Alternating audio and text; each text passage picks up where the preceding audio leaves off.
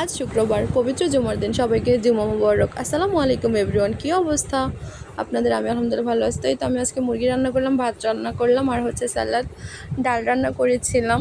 তবে ডালের ভিডিওটা নিতে মনে নাই।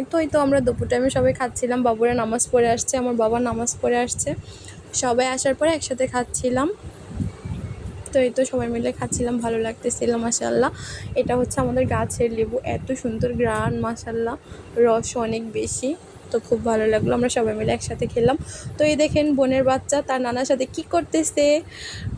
আর এই হচ্ছে আমার বাবা আজকে খালে মাছ ধরছিল, মাশাআল্লাহ অনেকগুলো মাছ পাইছিল। তবে যেগুলো বড়গুলো বোন আগে কাটতে নিয়ে গেছে, আমার ভিডিও নিতে একটু লেট হয়ে গেছে।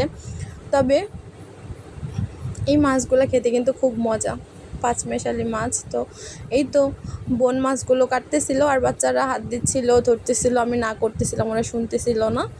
তো এই তো দেখা হবে পরের ভিডিওতে। আল্লাহ হাফেজ।